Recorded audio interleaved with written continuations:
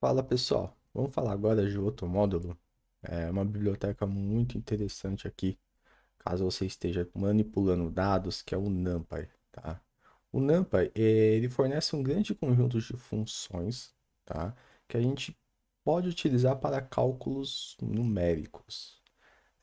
O NumPy, eu até coloquei a imagem aqui, ele funciona em dimensões, tá? Então você tem aqui uma dimensão, que é um D, e aqui é o formato dele, né? Que ele é um array.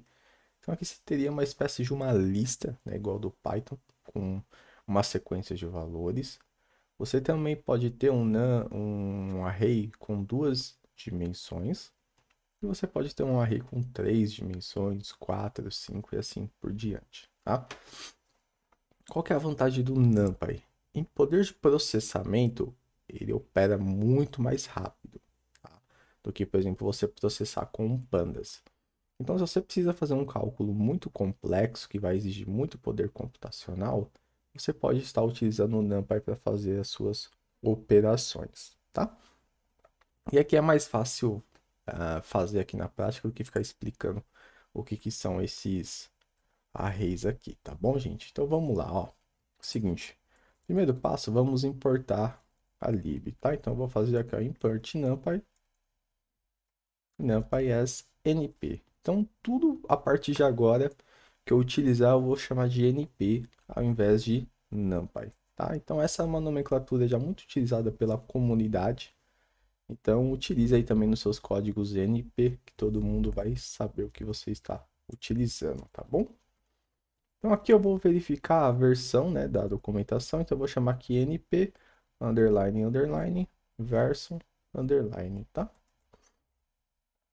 Então dá uma olhadinha, estou utilizando a versão 1.21, tá?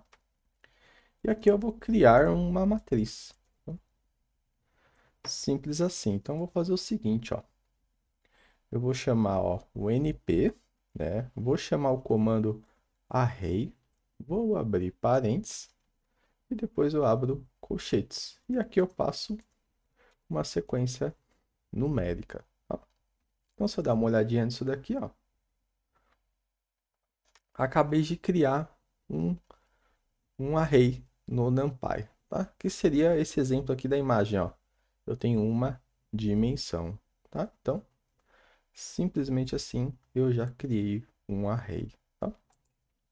Eu vou, eu vou nomear ele aqui, ó, de array, pra gente ir fazendo algumas operações com ele, tá bom? Depois eu posso verificar o tipo dessa informação, né?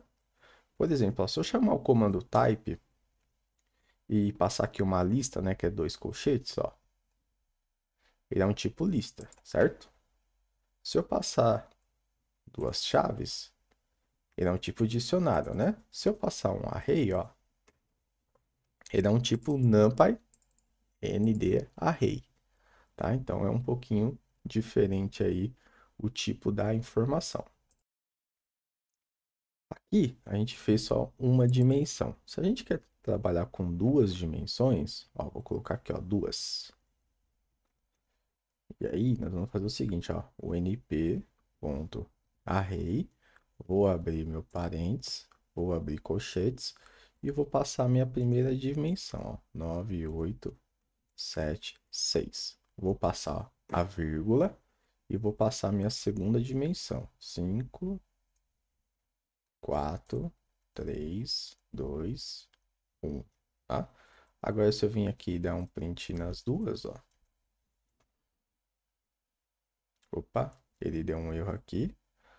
Deixa eu ver se eu não esqueci nada. Esqueci, porque aí eu preciso passar ele dentro de um colchetes. Ó, ó lá. Agora um, eu tenho uma matriz, né, NumPy, ó, com duas dimensões. Que basicamente é o que, gente? Ó, aqui é um eixo e aqui é o segundo eixo, tá? Então eu tenho dois eixos aqui, igual nessa imagem aqui, ó, que é meu array 2D, tá? Depois a gente pode também criar com três dimensões, que basicamente vai ser muito similar, tá? Então eu vou abrir aqui parênteses, depois eu abrir o colchetes, aí depois eu vou dar um enter aqui, tá? Espera aí que o Colab tá dando algumas sugestões automáticas e acaba prejudicando um pouco aqui. Então vamos lá, ó. Vou fazer 15, 14, 13, 12, 11, vírgula, tá? 10, 9, 8, 7, 6, vírgula, ó. 5, 4, 3, 2, 1, certo? Vou dar um print aqui no 3, dá uma olhadinha. E tá lá o nosso vetor aí com 3 dimensões, tá? Então, eu vou dar o exemplo da imagem aqui. Então, basicamente, é isso daqui que a gente acabou de fazer esse experimento. Uma dimensão, duas dimensões e três dimensões. Então, esse tipo de situação você vai mais lidar quando você for trabalhar, por exemplo, com machine learning, com algumas coisas mais científicas. Aí você vai ter a necessidade de saber trabalhar com os vetores, tá? Mas também eu gosto de usar o NumPy pelo seguinte, ó. Vamos fazer um experimento aqui, ó. Ó, vamos fazer um experimento aqui de processamento, só para você ter ideia do que eu estou falando. Ó, se eu fazer np, que aí eu estou chamando o NumPy, se eu chamar o comando arrange e passar 10, dá uma olhada. Ele me gerou o quê? Um array com 10 valores, certo? Se eu passar um com 100, dá uma olhada. Ele me gerou com 100 valores. Se eu passar 1000, ele me gerou um vetor com 1000 registros, certo? Aí o que eu vou fazer? Eu vou criar uma variável, eu vou nomear esse carinha aqui do seguinte, ó. Estressando o NumPy. Eu vou passar o seguinte, ó. 1, vou pôr mais um 0, 10, 100, 1000, 10.000, 1 milhão, tá?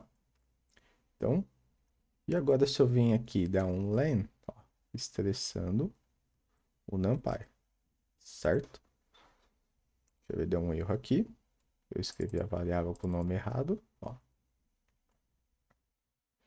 Ou seja, eu tenho 1 milhão de registros aqui, tá? Deixa eu ver se tá 1 milhão certinho.